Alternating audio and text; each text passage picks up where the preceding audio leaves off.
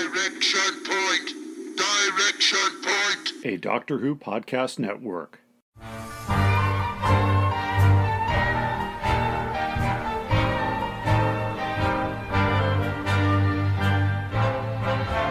Well, hi everybody. Welcome back to Doctor Who Literature, the podcast taking you through the world of the Doctor Who novelizations put out by Target Books from 1973 onward. We're a member of the Direction Point podcast network. My name is Jason, and I'm your host on this journey, this very long journey. I want to welcome you to episode 100 of Doctor Who Literature. Of course, if you look at your subscription, my YouTube channel, I have far more than 100 episodes, thanks to bonus episodes and the like. However, this is Target Book number 100, a very special occasion in the life of this show, and we have a very special three-person guest panel today to discuss the Two Doctors, the novelization, and the 1985 TV episodes. Joining me, Conrad, great friend of the program, Frazer Gregory, great friend of the program, and Jason Davis, great friend of the program. That makes this the two Jasons, plus Conrad, plus Frazer. A lot has been happening in the world of Doctor Who this week, even though we are still a few months away from the premiere of Ncuti Gatwa's first proper TV season. This week, the trailer dropped for the Classic Series Season 15 Collection Blu-ray. Louise Jameson was back for a specially made trailer. We also saw, at least in the UK, the release of the three Target-style novelizations for the three David Tennant, Catherine Tate specials, The Star Beast, Wild Blue Yonder, and The Giggle. Those are not due out in the States until the springtime. I hope to be able to pick up copies at Gallifrey 1 in Los Angeles next month and talk to you more about those books on this show. But with the news out of the way, we have a lot to talk about the Two Doctors, and after the panel I will have my very close reading of the text of the book, the only novelization by Robert Holmes, who passed away shortly after this book was released in December 1985. Now, the panel was conducted over Skype, and all four of us were able to see each other. My job as director is to make sure that you, the podcast audience, are able to understand the word picture. Unfortunately, I had so much fun with the three fellows that I sometimes fell down on the job. Frazer had a Skype background of a scene from the Two Doctors, a still photo. I don't think we mentioned it once, or his Patrick Troughton era appropriate screen name, which I don't think I mentioned once during the recording. Conrad holds up a package of magic markers with great sentimental value to him, and of course I neglected to describe those markers for the audience who didn't get to watch the Skype stream. And Jason Davis does a dead-on accurate imitation of Richard Hurndall devouring pineapple in The Five Doctors. I think we all laughed at that, but I probably did not describe it in great detail. You will have to use your imagination, but the larger point, it was a fantastically fun conversation. So, let's get to it. The Vervoids are probably the best dirty joke in Doctor Who. They're hermaphroditic plants. A lot of plants are. So there you go. It's based on science. No, they'll ship anything. There are probably 11 and handle shippers out there. You just have to drill a hole where his mouth is, and you're all set. You know he needs the room. I've seen it in pictures. I'm not saying you're not a fan. I'm saying you don't know what the fuck you're talking about. Doctor Who gives a drunken Doctor Who podcast for the end times. You are listening to Doctor Who Literature. Keep turning the pages!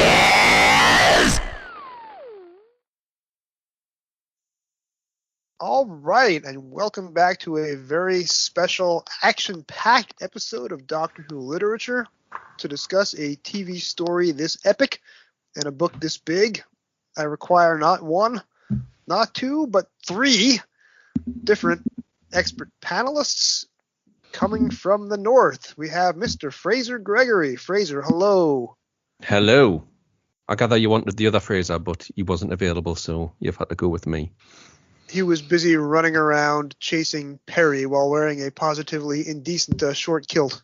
Yeah, I can do that. Don't worry. And we also have fresh from the Big Finish recording studios, Conrad.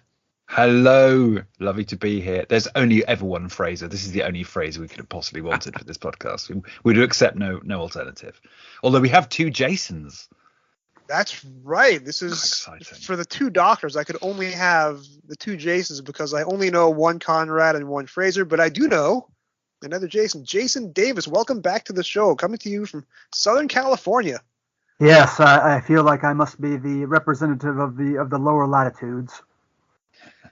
Well, considering that it is windy and rainy and the window sashes are rattling in the Brooklyn winter storm, you are probably the only person who can actually see the sun where you are. Nope, not today I can't. It's gloomy and windy out there as well. So Southern California is getting its New York winter on. Yes, it is indeed. It is freezing, in fact. Well, freezing by my standards, not freezing by the standards of anybody else on this call. But for me, this is a bit much. You know, it's in the 50s Fahrenheit. It'll be in the 50s again later this week in New York, but right now it's deep into the 30s, so yes, I'm envious of your weather. I will take my complaints and stash them away because they are ridiculous given who I am speaking with. Yes, your complaints are not worth a 20 narg note in this eating establishment. Conrad, I hear that you're back with Big Finish and you're recording new material as Keras. Is that correct? Yeah, I have it. As we're recording, I think it's out tomorrow, which would be Wednesday, 10th of January. But yeah, by the time this podcast comes out, it'll be released. I'm quite keen to hear it. So yeah, it's for the 50th anniversary of the Sontarans. Big Finish have done a 4-story box set, Sontarans versus Rootans, with different doctors, different combos. And the first one is called Sontarans versus Rootans, The Battle of Giant's Causeway. And it's the 8th Doctor, Charlie and Keras. And it's another anniversary because we recorded it 20 years, pretty much to the week, that we recorded our first one. So it's an anniversary story. But you can buy them all as a box set, or you can buy them individually. But dig in and enjoy those. So I'm looking forward to hearing it. That's amazing. So am I. So that's extra thematic for this episode because this is also not quite an anniversary story, but it is a Sontaran story. Let's go around the table, starting with Jason. Okay. And let's talk about when we first saw the two doctors and what our initial impressions were. I imagine that we all would have seen it fairly close to original broadcast, or possibly not. Define reasonably close. I saw it within a year of its original broadcast. I wasn't even watching Doctor Who within a year of its original broadcast, so I cannot claim that. I saw it May 6th, 1989. 1980s, that's still pretty good.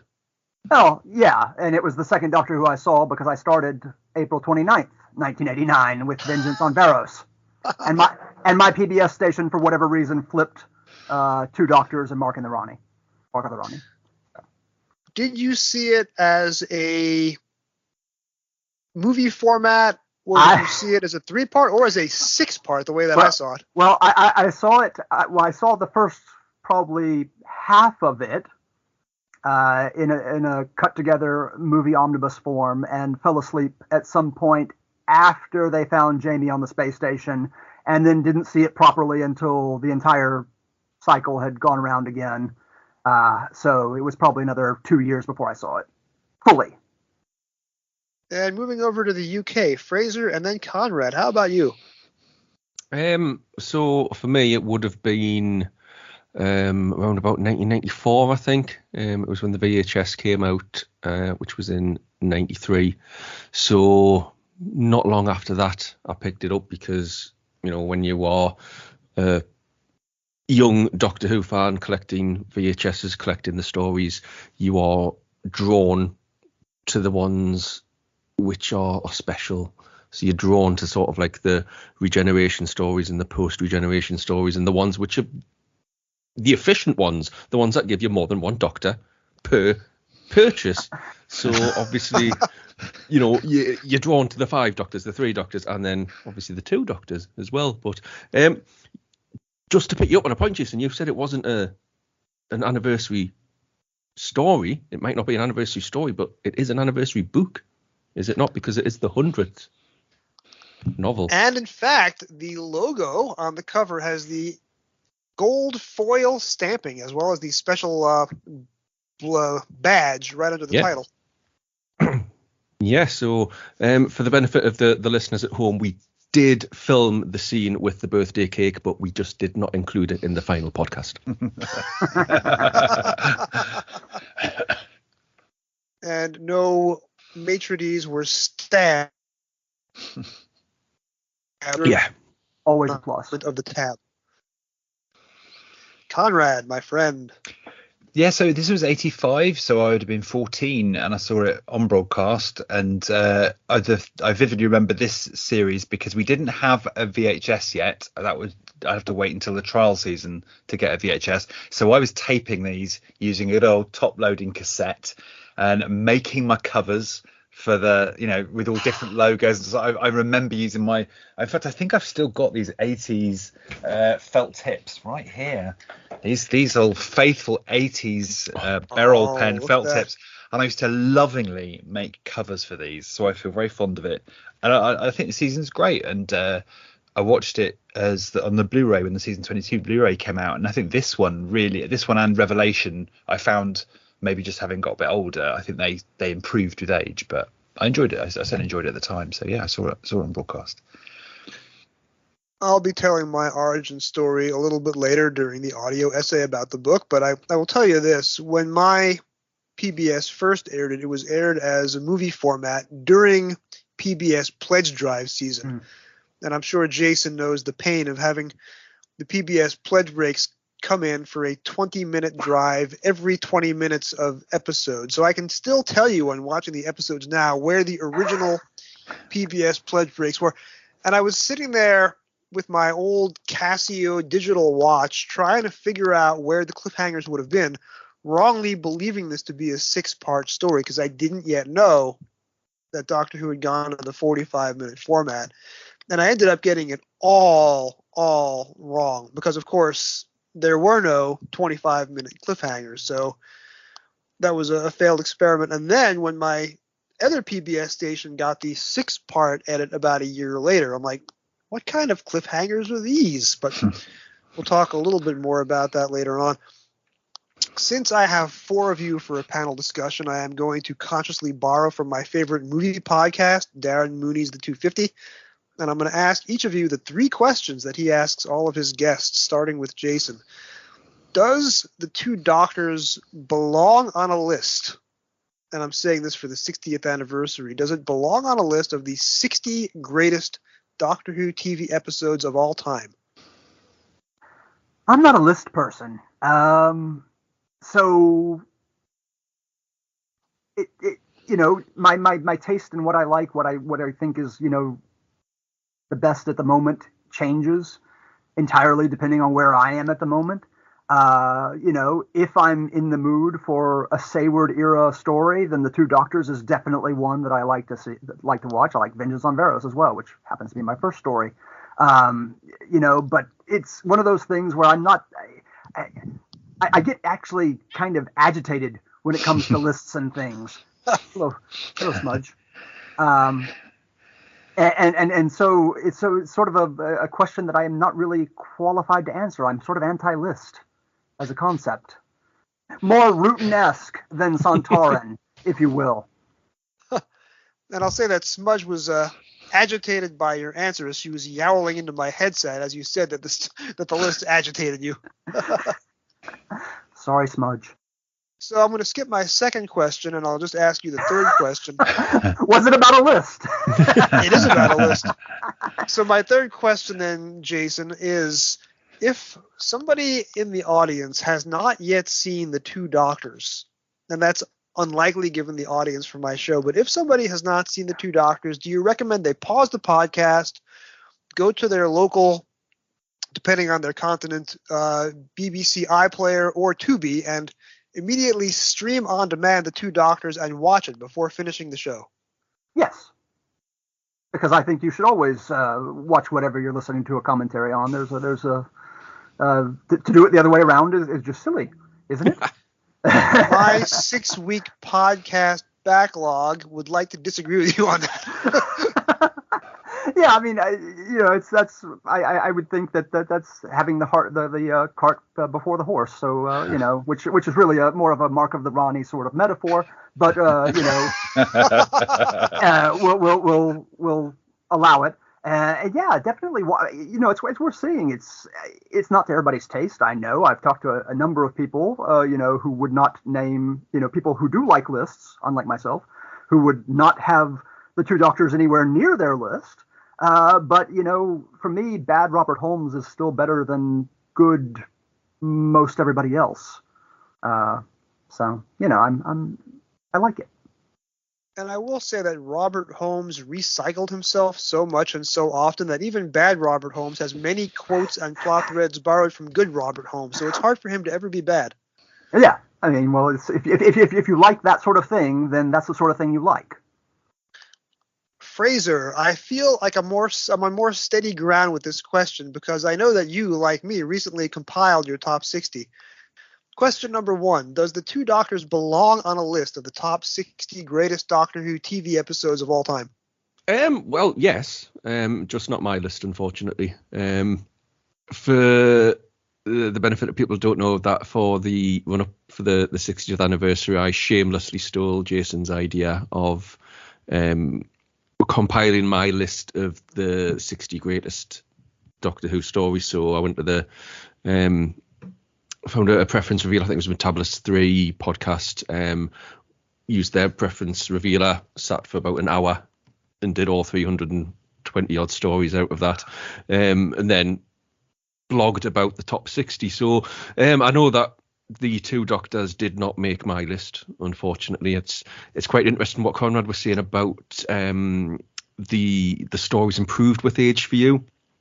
I think it's kind of it hasn't stood the test of time for me is in that respect. I remember when I did get that VHS, I watched it a few times because I did enjoy it, and I did enjoy the sort of James Bondness of it and Nicola Bryant's skimpy costumes and whatnot. But as one gets older and one's tastes get a bit more sophisticated, then coming back to it, there's a lot of saywardness in it that I don't enjoy as much. But that's my preference. Obviously, other people's lists are going to be a lot different than mine, and it will belong on someone's list somewhere. That segues into my second question, which you have already inadvertently answered. Is The Two Doctors on your personal list? And I'll say that you were much smarter than I was about revealing your top 60 because you did a 60-day countdown starting with day 60 and finishing on the anniversary itself, whereas I released an episode a few days after the anniversary to much less fanfare and audience participation. But I'll ask you, of those 60, how many of them were Colin Baker stories? There was one Colin Baker story, and that was because I did a little bit of a cheat and counted The Trial of a Time Lord as one story. Otherwise, that was just not going to kind of make, the individual stories weren't going to make that grade. And it was really quite sort of disappointing, really, because I love Colin Baker. I love Colin Baker as the Sixth Doctor. He is a wonderful representation of the character. He's kind of like every aspect of the Doctor you would want just turned up to 11. So I love his version of the Doctor. I love him as an actor. I think he brings just such energy and passion and, but at the same time, like gravitas to the role. And I love him as a man as well. You know, I've met him a couple of times now. It's at conventions, and he's just a wonderful ambassador for the show. So I was a little bit sad that it was looking like there wasn't going to be any, you know, Sixth Doctor representation on that list. And the numbers are against him. Obviously, he's only got, you know, like a dozen stories or so. So I took the decision that if I just count this as one story, then it becomes a little bit greater than the sum of its parts, and it got in there as one. I thought, well, it gives us a chance to write a really long blog as well, so I can get to like write about actually 4 stories just in one go. So that's how I worked around that one. And Robert Holmes wrote 4.5 of the 14 parts of Trial of a Time Lord. So you sort of kind of have Robert Holmes, Colin Baker on your list. I guess that's close enough. And I also want to say, this is going to come as a shock to longtime listeners of DW Lit. Frazer and I almost never agree on anything. So the fact that we both had to struggle to get a Colin Baker story onto our top 60 is kind of gratifying. And I will explain in the other half of the show where the Two Doctors, or Colin in general, falls on my top 60. Last question for Frazer. If somebody has not seen the Two Doctors, do you recommend they stop the podcast, go to BBC iPlayer, or here in the States Tubi, and watch the show before listening to the rest of us? Probably not, if I'm being honest. I think you should probably go out and buy the Blu-ray, because the picture quality is better, the sound quality is better. You've got the special features, you've got the commentary. If you haven't listened to the commentary with Jackie Pierce, who just goes around and go, darling, and everything, you know, she can't remember a single thing about the production other than she had a herpes on her lip, and she just spends the whole darling. Then, you know, go and do that. I mean, you're kind of missing out on, you know, if you're that committed to Doctor Who that you're listening to a Doctor Who podcast about a book about Doctor Who, you should probably be going out and getting that VAM and getting stuck in, because that box set is top notch. And of course, it has Gary Downey's painfully awkward narrated video guided tour of Andalusia, which is one of the saddest things that I've ever seen. I think he actually starts narrating the low battery prompt on the teleprompter at some point during his presentation. Conrad, does the Two Doctors belong on a list of the 60 greatest Doctor Who stories of all time? Yeah, like Jason Davis, I'm not a list keeper or a list maker. I don't tend to rank. I don't tend to count or use stats and that kind of stuff. I'm a bit more amorphous. It just depends on how I feel on any given day. And as we've said already, stories can kind of change every time. So I haven't made a list, so I don't know if it makes my top 60. But just for the hell of it, I'm going to say yes, because I'm getting increasingly fond of this story. So I'm going to say yes. It is so much easier when Darren Mooney asks it on his show. I guess I'm no Darren Mooney. I would have trouble if I were to be a guest on his show, which is difficult because almost all of his guests are from Ireland, but everybody there is able to intuitively tell whether or not any given movie is on the 250 greatest movies of all time. I don't know if I could do that, but I do know about my top 60, and I actually did my top 60 list for Doctor Who, so that's how I can tell you that the Two Doctors may or may not be on it. You can stay tuned to the other half of the recording. So, Conrad, you would have it on your list with an asterisk, but if someone has not watched the Two Doctors, do you recommend they either pause the recording and go to streaming, or take Frazer's advice, order the Blu-ray, allow 7 to 10 days for shipping, unwrap the Blu-ray, watch all the other stories first because we go in chronological order, and then watch the Two Doctors, and then come back and listen to the rest of this podcast? I mean, that sounds like a long rigmarole, but some things are worth waiting for. So I'm with Frazer on this one. I think you should go Blu-ray, dig into all those extras, and I will add, get yourself a 3-course meal for each episode, just to fully. I'm talking capercaillies, the sauce, the works. So yeah, more is family paella. Full family paella. Absolutely. Yeah, go for the full. Go hard or go home on this one, I say.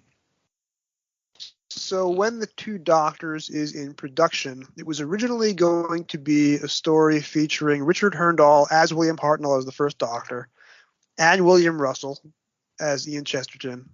And it was going to take place in New Orleans in the U.S., so JNT could both expend his travel budget and go to another American convention. and it was going to be a food-based story set in one of America's secondary culinary capitals, the premier culinary capital being the city in which I live. The city's so nice, they named it twice, the Big Apple, New York, New York. Check it out one time, won't you? To quote Tony Randall in Gremlins 2, the new batch. Obviously, that is not the story that got made. William Russell was unavailable. Richard Herndahl passed away. New Orleans was not in the budget. So they ended up filming this story in sun-scorched August Spain, and the ground is so brown and dry that it almost hurts to look at the sunlight and the parched nature of the ground in the story. Watching this story makes me thirsty. However, it does have the distinction of being Patrick Troughton's final on-screen performance as the Doctor. He passed away about, I think, 2.5 years after production. And it's the last time that Frazer Hines was on camera with his original hair color. He had dark hair as late as the late 90s, but obviously that's long, long gone. And the director was Peter Moffat, who, as far as Doctor Who directors go, he is probably not the most imaginative or the most creative. I will stand up for the work that he did in State of Decay, but if you watch later stories, especially Modern Undead, you can see that he often misses the shot or often misses where the focus of the camera should be. This was his last story, and according to the Richard Marson book, J&T fired him from Doctor Who shortly after this, saying he was not going to be invited back to do a show, even if the original season 23 had been made.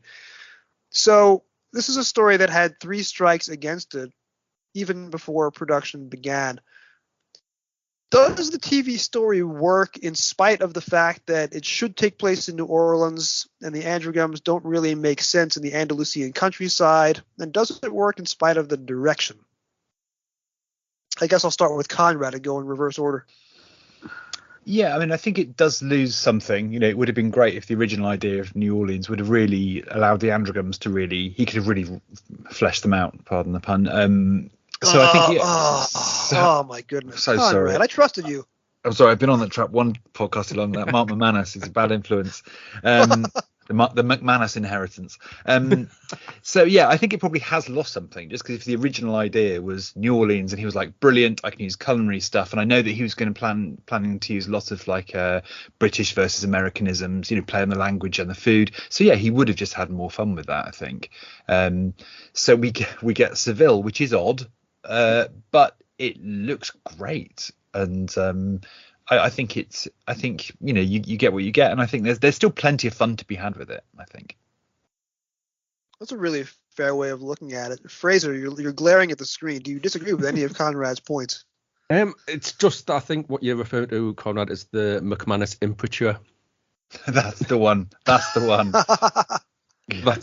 what you've got there. That's true. Travel. Thank you, mate. Thank you. That's the diagnosis. Travel the through story the pun vortex. was originally the Androgram inheritance, so that's where Conrad is coming from. The pun does work, even if he didn't say imprimatur.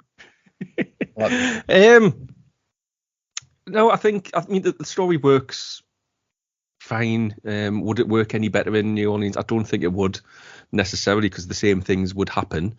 You know, you'd still have a scene where the Doctor, be it the first Doctor, second Doctor, whatever, is turned half into an androgam and goes out to a meal with Shockeye.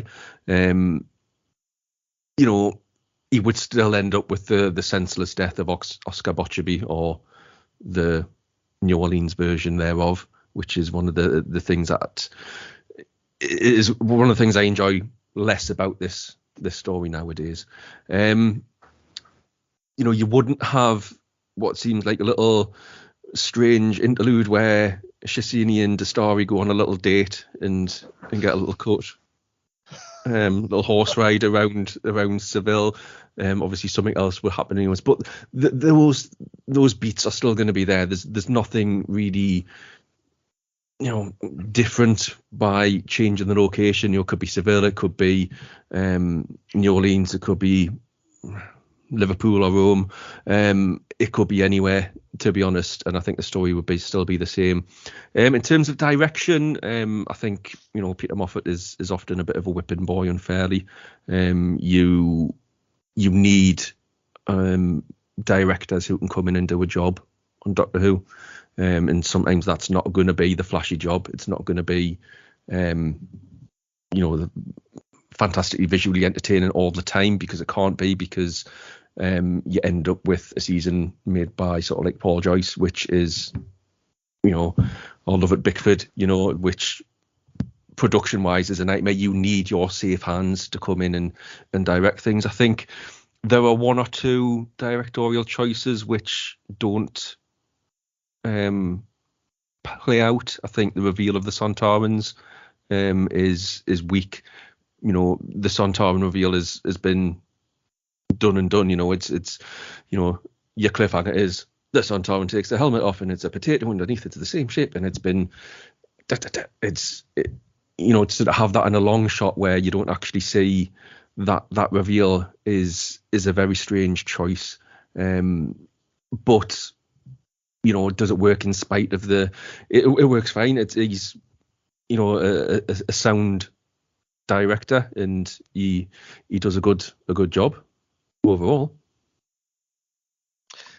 You raise an interesting point about the second Doctor being corrupted by the androgum inheritance and going on a dream date with Shockeye to some generic Sevillian restaurant. In New Orleans, you'd go to Commander's Palace or some other restaurant of note with a much larger menu. Would that have worked if it is Richard Hurndall playing the first Doctor, or does that only work if you have Patrick Troughton and his incredible ability to clown and ham it up and still stay within the bounds of the four corners of the script? I'm not sure it works for me if this is Richard Hurndall. That's the point I'm getting at. It depends which version of the first Doctor Hurndall wants to play. Does he want to play the the season 1 Doctor, who is a lot more grumpy and a more sharper character, or does he want to play the season 2 sort of Dennis Spooner version, which would just be in his element in that scenario? I think you can imagine that scene taking place in the Romans, for example, where Vicky takes the Doctor for a meal and chortling away eating pigeon livers or whatever it was that they were famous for eating in those times, or quail's tongues or whatever. So I can't actually see the first Doctor in that scene, to be honest. I think it just depends on how you're going to play that Doctor. But even if they said, yeah, we're going to play him as sort of like the irascible cantankerous man, and will change that's what's going to change when he becomes half androgum, is that he lightens up and he becomes jollier and more fun. Then that works as well, because then you've got a nice contrast between Doctor and androgum Doctor as well. Although I guess you could say, Jason, that if you're watching The Five Doctors, also directed by Peter Moffat's one note to Richard Hurndall and The Five Doctors is, I need you to stand as close to the camera as you can, and I need you to take that pineapple, and I need you to spend 45 seconds chewing the pineapple directly in front of the camera. Maybe this was meant to be Richard Hurndall as the androgum Doctor all along, because we already know that when it comes to citrus fruit, Richard Hurndall is a world-class gourmand, or, if you will, anagram of androgum. Yeah. Well, I mean, the question that you're asking, the first question, is kind of interesting to me, because where do we consider, you talk about, conceived with the first Doctor and Ian in New Orleans, executed with the second Doctor and Jamie in Seville, where along that continuum of evolution do we pause and say this is the moment where it was at its apex? Because, with no disrespect to Richard Hurndall, I will always vote for Patrick Troughton if I'm going to have one extra Doctor in a story, because that's just my personal preference. And, granted that Richard Hurndall is excellent at chewing fruit, Patrick Troughton is extraordinary at playing the Doctor. And I think that once you have that transition to being the second Doctor, you have then a question of the venue, which ideally it would have been New Orleans, given the conception. But I think they salvaged it quite well with Seville. I mean, it's not, it doesn't, I didn't know any of the history of that when I saw it the first time. And it's in Spain, it's exotic, It's interesting, stuff's going on. There are things happening there that don't happen in any other Doctor Who story just because of the venue. So I just sort of took it as yeah, this is it. And then you find out the history about it. You find out, oh yeah, but I mean, the 5 Doctors could have been the 6 Doctors with the robot Doctor, and Tom Baker participating. So I mean, where do you draw the line in between conception and execution? You kind of have to deal with what you're dealt. And I think it turned out quite well, despite all the traditional triage that happens in television. Because I mean, it happens on everything. Nothing ever makes it from script to screen intact, in my experience. It's all a matter of which compromises improve and which compromises cause problems, and how you roll with the problems that they cause. And as for Peter Moffat, he does the job. In my world, a season 22 entirely directed by Graham Harper would be brilliant. But, that's my world, and it's also the one where Graham Harper keeled over after Revelation of the Daleks because he just directed 13 episodes of Doctor Who in a row. So, the Graham Harper time lash, well, I've got time lash coming up on the show in about 6 weeks. The Graham Harper time lash, by necessity, has to be better than the Pennant Roberts time lash. Although I know Frazer is a big Pennant Roberts apologist, so I'm not going to go down that particular road. I have a lot of fondness for Pennant Roberts myself. We'll come to Time Lash in due course. Yeah. Imagine if Graham Harper got a different performance out of Paul Darrow in Time Lash. I will defend Paul Darrow's performance in Time Lash to my last breath, because when you have a script that limp, you have to do something. Paul Darrow is doing something. Paul Darrow's performance in Time Lash is second only to Graham Crowden in the whole of Doctor Who. I'll agree with that. It's up there. Yep. And this is a Graham Crowden house, so those are not bad words on Doctor Who literature. Not at all. Frazer Hines. Conrad. Frazer Hines is so good in this story that you expect him to get in the TARDIS at the end and show up in the next 2 televised stories after this one. I realized he was busy, I think, on Emmerdale Farm at the time. He was not going to be able to rejoin as a companion. But how much did you want him to join the TARDIS crew and just stay on through the end of season 22 after seeing him in this story? Yeah, it's amazing how from that first scene, right from the off, him and Patrick are working out their business. I mean, they're very well written in this story, but but it's the chemistry. I mean, what makes these characters work is what you get on screen, and from the word go, they immediately started working out bits of business, of Jamie trying to touch the console and the Doctor slapping his hand, trying to the false starts trying to walk in and out. You put those two together and they're just making mischief. So yeah, it's irresistible, and yeah, they as the actors, they fit in it seamlessly. And in the book as well, I think Robert Holmes really takes the chance to as with all the characters, really flesh that out. So yeah, I would have happily seen more of these two.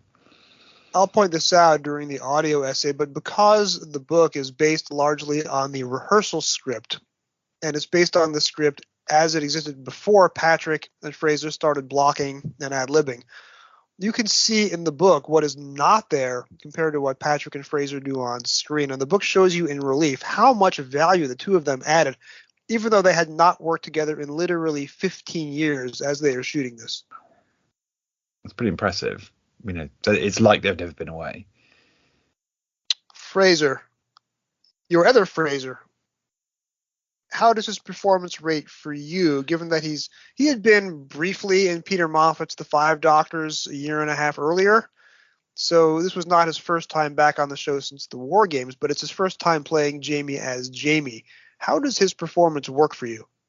It's works exceptionally well. It's just like Conrad says. It's it's all about the chemistry between him and Patrick Troughton. It's an interesting kind of thought experiment that what would be like if the second Doctor got into one TARDIS and Jamie got into the other and went off and had some adventures, and it was Sixie and Perry and Jamie kind of going into Time Lash and in sort of Revelation of the Daleks. How would that dynamic work? How how would Frazer Hines get on with Colin Baker? Would that magic kind of be there? Would Eric say would have Jamie Letchin after Perry more than, the monster or the villain of the week does? It's really interesting because, it's exactly that, isn't it? It's that chemistry between the two of them, and it's been there since sort of, Underwater Menace, and Debbie Watman came in, and Wendy Padbury came in and fit into that rhythm with them. Would Nicola Bryant fit in with that? Quite possibly, yes. That's the other sort of thought experiment. What if you take Perry and put her into the TARDIS with the second Doctor and Jamie? Is that going to be season 5 and season 6 quality TARDIS team, or is that going to be different as well? But going back to the original question, Frazer Hines is just brilliant. Falls back into that role with complete ease, and the obvious line, straight right from the start. Look at the size of that thing, Doctor. Yes, it's there. It's that magic straight away, isn't it? And that, of course, is another ad lib. Jason, I want to flip the question for you. Okay. This was your second ever Doctor Who story. Your first was Vengeance on Varro, so I give you points for coming back a second week after that. You had only seen 90 minutes of Doctor Who before the Two Doctors. Were you confused by the Two Doctors? Were you confused by the fact that the first 30 seconds is in monochrome? How did this work for you as a multi-Doctor story when you are only just coming to terms that Doctor Who is even a thing at all in May 1989? Well, now you're asking me to go down a weird rabbit hole, and we're going to get strange looks from the other participants of this podcast, because my foreknowledge of Doctor Who was all based on a catalog that I'd been sent after going to a Star Trek convention. At the front of the catalog, it was all Star Trek, and at the back of the catalog, it was all Doctor Who. But there was no context whatsoever. It was just pieces of merchandise, posters, books, things of that nature that were available in 1988, whatever year it was that the catalog was printed.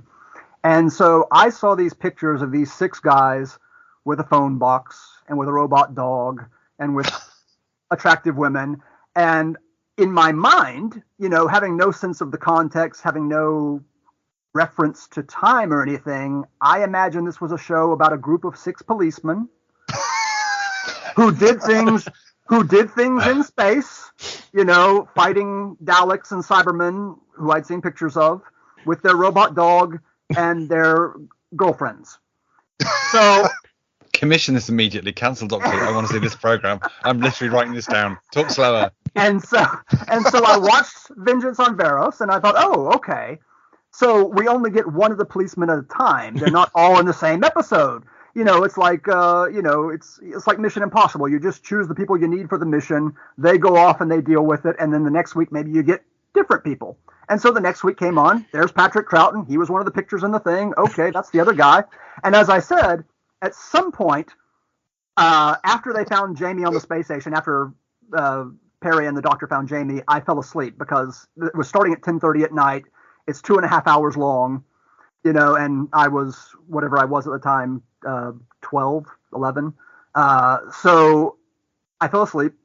Next week I come back, it's Mark of the Rani, which was more consistent with what I'd seen on Vengeance on Varros. And I had no idea, because I didn't see the resolution. I didn't ever appreciate that they were the same person until I eventually saw a Regeneration episode, which, because I missed time in the Rani, didn't happen for another 3 or 4 months, however many, because there was 8 McCoy stories at that point. So it didn't happen until my PBS station reset with Robot, and I saw Pertwee turn into Baker at the top of Robot, and then I was like, oh, it's the same guy. So a truly bonkers interpretation of the show, informed entirely by ignorance and, trying to graft a story onto contextless images in a merchandising catalog. and coming to big finish. You know what I mean? Absolutely, that sounds fantastic. And it's probably just as well you nodded off for the end of the story, because when they land and Oscar and Anita assume that they're policemen and they say, "Oh, officer," and they call him officer throughout, that would have only compounded this frankly better idea than Doctor Who that you've done. It was, and it was probably just me thinking of the Green Lantern Corps is probably what it probably came from. It's probably the Green Lantern Corps is what was inspiring that take on the material. You also have to understand that 1989 is a very unique cultural moment in the United States of America, where Jason and Jason both live. 1989 was the year of the buddy cop movie where the buddy was a dog.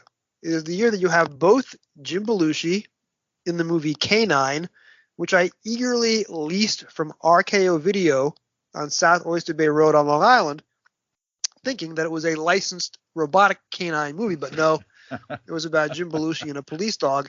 And then right after that, almost beating into the theater but not quite, was Tom Hanks, future multiple Academy Award winner Tom Hanks, in a movie called Turner and Hooch, where Tom Hanks plays Turner and a very sloppy, drooly Mastiff plays Hooch as another police dog.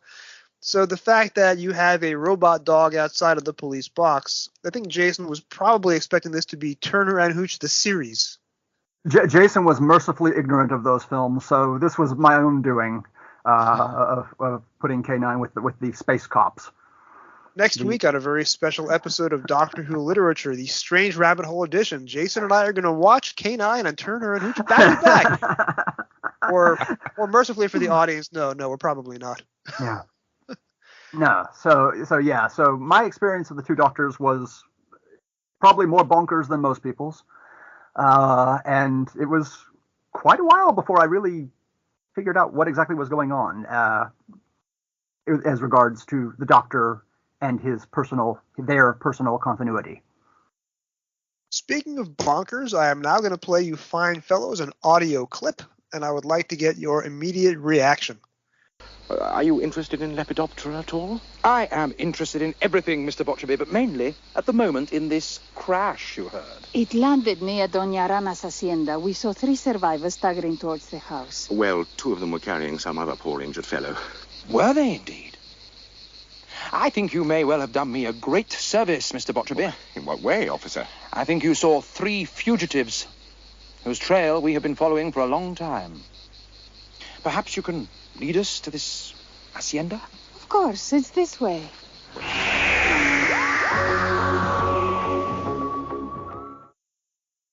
So that is one of the greatest cliffhangers in the history of Doctor Who, but only if you're in the United States and Australia.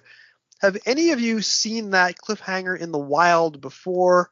And if so, were you aware that this was a fake syndication cliffhanger and not an actual scripted moment?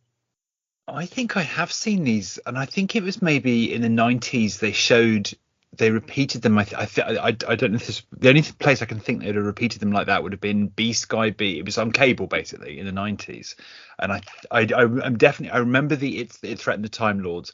Funnily enough, I don't remember Can You Show Me the Way to the Hacienda? That one seems to have skipped my memory, but I have seen these in broken up bits before. How about you, Fraser? Did you see any repeats in the UK like that? No, not of this one. I know Revelation of the Daleks was repeated. That's right. On the BBC, and they split that into 4, so that had 4 parts, extra cliffhangers in there, which I can't remember exactly what they were, but I always remember that because I taped that one off the television and watched it back. And in part 1, obviously there's a credit for the head of Stengos, who doesn't appear in part 1, just appears in part 2. So the number of times that I watched part 1 back on that video, trying to figure out which character was Stengos, was a little embarrassing nowadays. But no, certainly I've not seen that the cut of any other oh, have I? now you're making us question myself, Conrad, because I did used to watch UK Gold back in the 90s, and I can't remember whether I'm just questioning myself as well, because I remember that Revelation thing. So I'm wondering. We'll have to do a research, which we would never do this for a podcast. But at some point we'll do that evidently. Yeah, no. We'll all know the answer by then when these repeats were. But yeah. Jason, depending on what PBS stations you had access to, did you ever have a PBS station that showed the 6-part edit the way that Channel 21 LIW did in suburban New York? I never had any episodic Doctor Who until the VHS range changed over to episodic releases in the early 90s with the first one I saw episodically was Serial A, as it happens. So that was the first one I ever saw like that. I tell a fib. Technically, I did see Carnival of Monsters in episodic form when I was out of town one time. But where I lived, all movie omnibuses all the time. No concept of episode breaks until, probably a year or two into watching the show when I saw that Carnival of Monsters out of town. And then I thought they'd done something weird to it. I was like, why'd they break it up into parts? I don't understand. Next question. I am not a Blake 7 guy. Blake 7 was on my PBS, but I've never seen a full episode, and I'm fully aware that I need to start watching it and listening to Maximum Power, the Blake 7 podcast, brought to you by many friends of Doctor Who Lit. Jacqueline Pierce, this is probably the only thing that I've ever seen her in. I was not aware that she was coming to this as the villain in Blake 7. I was not aware of her style of performance. Starting with Conrad, how much does Jacqueline Pierce make this story as the big bad? Because even though you have Shockeye, even though you have the Sontarans, even though you have Colin Baker, she's really the most dangerous character in the story. How does she work for you as a villain? Yeah, extremely well. I mean, it's Jacqueline Pierce, who's really a very extraordinary actor. She's sort of like Tom Baker in there was never anyone like that before. There will never be anyone like that again. I think her and Tom are very similar in that respect. There are certain actors you get like Michelle Gomez. There's these sort of dangerous Lord of Misrule. They're just electric and you can't take your eyes off them. So we're very, very lucky to have her. And she wasn't the first choice. It was Elizabeth Spriggs, who would later go on and be a Cannibal in Paradise Towers. So for a second choice of Jacqueline Pierce, it's she's extraordinary, and she's very well described in the book as well. I love the way that Robert Holmes sort of describes her. So yeah, I mean, we're immensely lucky to have her, and it's not just because of who she was. I mean, but that's an amazing performance for Villainess. She's so commanding and so cold and complex, and which for the androgams I think is great. So yeah, I mean, she is wonderful, and as Frazer mentioned, you get all the the added value of Jacqueline Pierce on the commentary, and also telling the stories that she did. Where actually Nicola tells the story that she was going up to the bar in Spain and couldn't get any attention, so she just opened her dressing gown and waited for the barman to get her to attract his attention. She did quite quickly. So I mean, Jacqueline Pierce is adding value the whole way, and she's wonderful for the rest of the cast to play off, and all of the cast are just superb. So yeah, you really, really need her in there. Frazer. Yeah, 100%. She comes into this having played the role of Servalan for 4 years on Blake 7, and that makes her sort of like sci-fi royalty to an extent, and that's exactly how she plays Shishini. She's regal, she's haughty and commanding, and like you say, there's coldness to her, there's a calculating edge to her, but she's just imperious throughout, and the character Servalan quite vampy, in Blake 7 sort of still quite the short hair, but she's very glam, and she plays up on her looks and sexuality to kind of get what she wants from the characters in Blake 7. When she comes into Doctor Who, it's we're not doing that sort of edge to it, but she still really does command, and you have Shockeye. Obviously in the book, Shockeye's a bit of a different character. He's more of a Hulk, or Mr. Hyde. You reminded me of in the book, that just sort of like good. Yeah. Huge, physical presence, but Chesini can control that, and is in command of him. She's kind of played the story like a fiddle to get what she wants. She's battling she's turning the tables on the Sontaran. She's got them where she wants them, and she knows how to deal with them and how she's going to deal with them. Everything's worked out, so she's just so manipulative and in command, and it does need someone like Jackie Pierce to come in and pull that off, and she certainly does it. And by the time you get to the end where there's the Doctor's blood on the pavement, and she's kind of licking the blood, and it's great, but it's that whole point of you can augment the androgram all you want, but it's still an androgram, and that's what's going to happen. And fantastic character. And obviously if you haven't watched Blake 7, I'm kind of, I would say 3/4 of the way through watching it now, or 2/3 of the way watching through Blake 7 now, as I keep up with Maximum Power. Then you need really to see Paul Darrow again. To come back to Paul Darrow, compare his performance in Time Lash with Avon in Blake, which is again something to behold. Go. Why are you listening to this podcast? Go watch Blake 7. Listen to Maximum Power. And Jason, you have written extensively on X-Files, Babylon 5, many other shows. What is your extent of Blake's 7 knowledge / fandom, and what do you think of Jacqueline Pierce in this particular tale? I adore Blake 7. I didn't see it until probably 2 years into my Doctor Who obsession, but I immediately was overjoyed to see Chesini, as the supreme commander of the Federation. And what I love about her is that she just has this sort of astonishing range, because as Frazer was saying, you have her at one point absolutely convincing you that she is one step ahead of everybody in here. She's done a deal with the Rootons to get the chironic acid.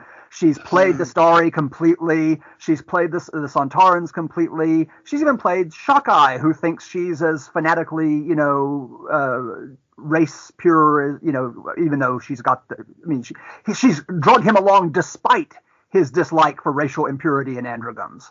So, she's obviously manipulating him too to keep him on a string to be her, to be the source for her consort's genetic material.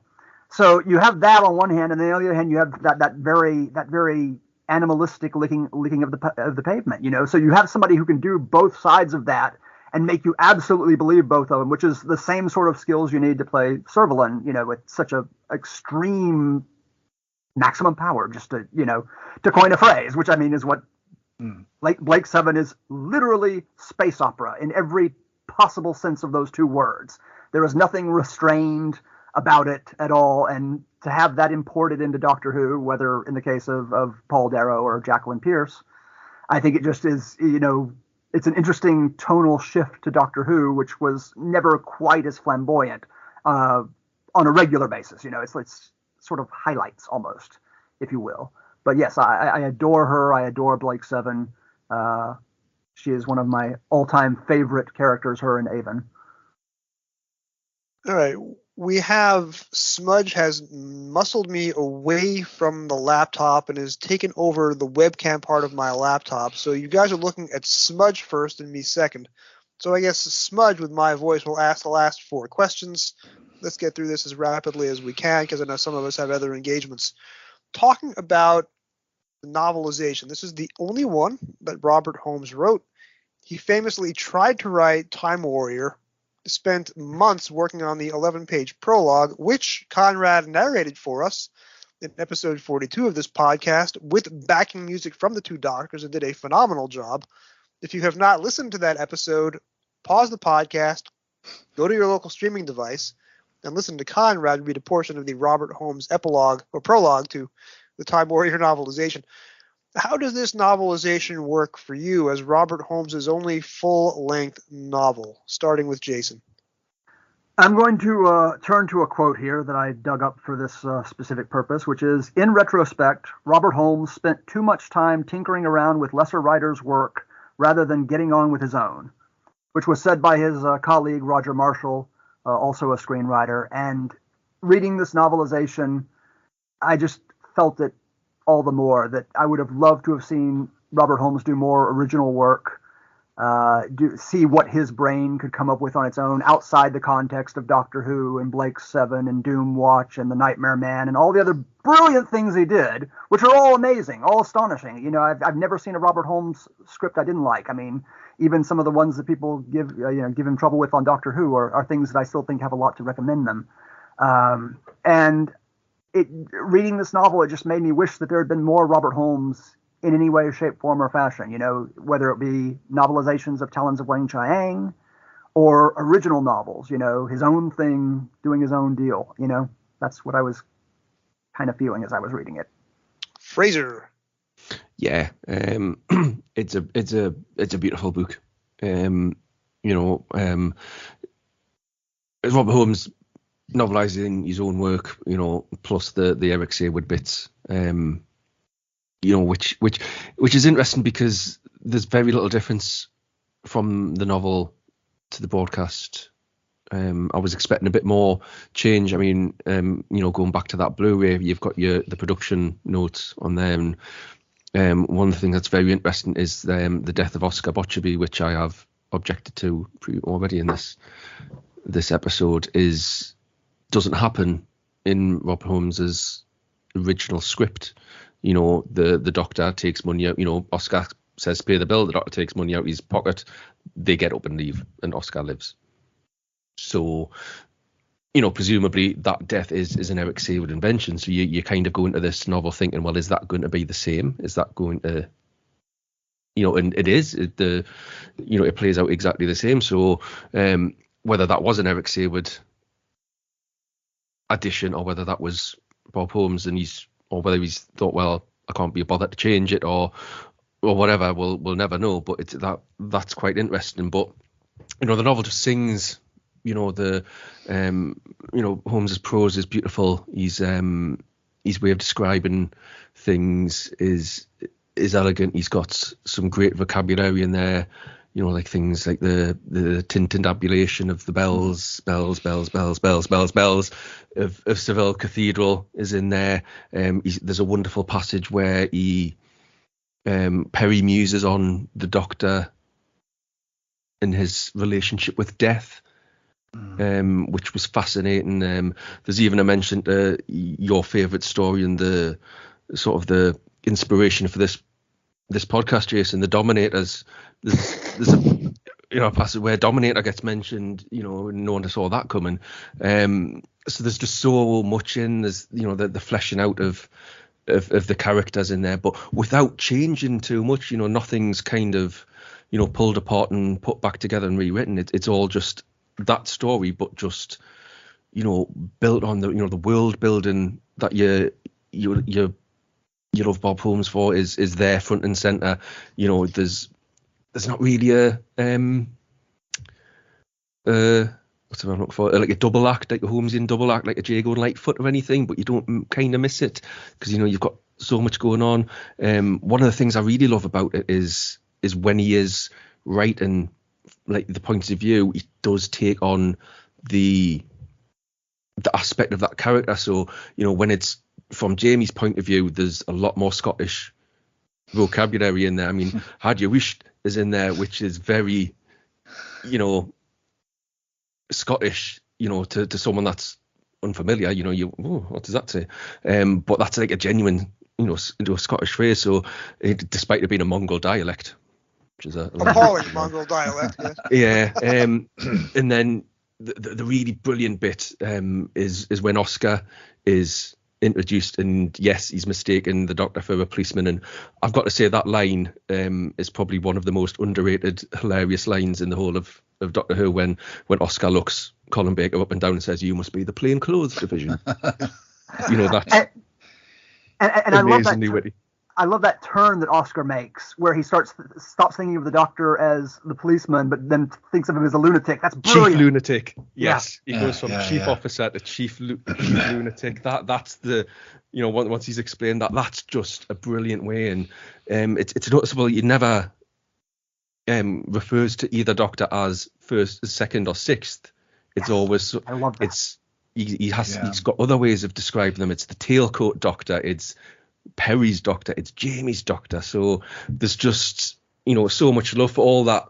I might think, well, when this the televised version has a few flaws which might keep it out of a list of anything, this book is it's the business, and it's like you say, Jason, you would love to have seen more, love to have had more stories from Holmes. You would love to see what he would do is in the sort of Terrence Dicks mold of, no one else is writing this one, so who's going to do it? You do it then, and just what he would do with one of the sort of lesser stories.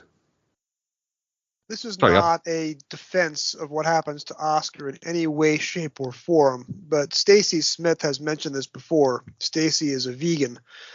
And her point is that Oscar's death works thematically because Oscar kills butterflies for fun and is killed with a knife pinned to his midsection the way that a dead moth or butterfly is pinned to an album. So from the vegetarian perspective, and this story does have a vegetarian message, even though Robert Holmes was not a practicing vegetarian, the death of Oscar is meant to prove a point. I'm not endorsing that point of view. I'm saying that it is an explanation. You may take it or leave it. Conrad, how does the book sing for you? Yeah, I think that's a really great phrase, Frazer, saying it sings, and I think that's right. It's very we used to sing Robert Holmes' characters and plots on screen, but to get to be inside it in a book is amazing. As you said, Frazer, the points of view of every single character, whether it's a dying Sontaran or whether it's the Sixth Doctor ruminating, operatically about the entropy, or from an observation from Perry. Every single character, you spend some time in their heads and see where they're coming from. And there's some delightful sections. And this is a very visceral story, and it is absolutely on the line. It's a matter of taste of whether the death of Shockeye or Oscar. There's no two ways about it. This story is on the line. He's pushing those the sort of violence and the viscera. But I think but just getting inside those characters' heads, like Shockeye, even just going through extensively deciding how he's going to cook Perry, in great detail. There's real relish and fun, and I was really blown away by that kind of empathy, by where you can see where each character's coming from, which I think in a story of extremes like this is really useful, and it's full-blooded and it's exciting. And I think, and as the hacienda action, people are running around into different rooms, almost fast-like, almost on the line, but the fun. And at one point all this stuff is going on, and the Second Doctor has set up the ruse with the Kart's Ryman module, and he thinks to himself, if he tries to operate the machine without this little gadget, the results should be worth seeing. The Sontarans will have a vacancy for a group marshal, and there's all this kind of like relish. And at the same time, the Second Doctor and Jamie hear Shockeye sharpening his knives in the kitchen, so this real sense of just relish and joy at the excitement and the richness of it, and it really just comes to life. We've talked about it earlier, could it have been New Orleans? Would it have been Elizabeth Spriggs? Would it have been Herndl? There's all these what ifs, but given what ended up here, as Frazer said, it's a very faithful adaptation, but the depth, the richness that he gives it on this is really something very, very special. I'm so sad this is his only book, apart from that prologue, which is wonderful. It's bloodthirsty, isn't it? It's the deaths of the characters are given quite some detail. That's also almost sort of like martyr-esque. You have the on screen the guy that's watching the screens just see if he gets in with the gas injector. Holmes explains exactly that's dissolving all his bones, and Doña Joana's neck gets crumbled into dust, and in the context of what you were saying, Jason, about that being an allegory for what we do to animals. That you can look at that and you think, well, actually, yeah, maybe he is, trying to make a bit more of a point out of that. And again, Conrad, like you said, when he's, he's eyeing Perry up, but in terms of like joints of meat and, what I'm going to, fill it down, and which I'll use and, what I'll use the offal for, and all the rest of it is that really does bring that point home, doesn't it? So my third question will be, what is your favorite Holmesian line of dialogue from this story? There are many contenders, but while you guys think about that, second question, now this is a short one. To what extent is Shockeye the main character in the novelization? Starting with Jason. To what extent is Shockeye? Well, I mean, he's sort of the poster child for what an androgam actually is. I mean, originally it was called the Androgam Inheritance, so he's sort of the title character in that regard, if you don't take into account the fact that, it's Patrick Troughton and Colin Baker being the two doctors. But I was just kind of going back to what was being said earlier, just the pervadance of death over everything, and how Shockeye is kind of riding above that. Everything has a culinary value to it. Everything, every time you're in his perspective, he's very single-minded and very much attuned to how would I cook this? Where would I cook this? What is this called? Rat? Okay, well, it's not that great, but I mean, it's just it's the whole thing. Just death pervades the entire book. I mean, you mentioned the Doña Joana's death with her neck cracking and everything. Before that, we got her 3 dead children from smallpox, as an added bonus. Death didn't get on television. And it's like everything is about death. Jamie at one point is, I'm sorry, I'm sort of hijacking your question, Jason. But I mean, just in keeping with Shockeye being kind of the poster child for violence. But I mean, even Jamie has homicidal impulses in the thing, and goes so far as to stab Stike. And it's just, I'm looking through my notes and it's just death, and it's just, I don't know where I was going with that. I was going somewhere clever, and I didn't arrive. So somebody else jump in. All right, Conrad, for the rescue. Shockeye gets a lot of POV scenes in the book. He composes his own music, his poetry. We learn about his mother, his children. Does this book work better if you think of Shockeye as the main character in the book and everything else as appetizers, garnish, window dressing? Yeah, no, I think as Jason said, I think you do see so effectively in his perspective that you can easily see this as Shockeye's culinary journey. You could call this something different. You could call this an androgam's guide of how to cook a human, and you could read this book and you wouldn't, or how to cook anything. Yeah, I think it absolutely works like that. And the Sontarans are more well-rounded in the book. I think they are a bit two-dimensional. I'm a big fan of Sontarans, but it's not their best outing on TV. But he gives them, he fleshes every character out with loads of motivation. But the androgams are, I think, more interesting to him in this. And again, I think that's one thing that's changed over time with me watching them. I think at the time I was like, oh, they're just people. I'm not that interested. I wanted mandrel-y monsters. I love monsters. But actually, as time's gone on, I really appreciate.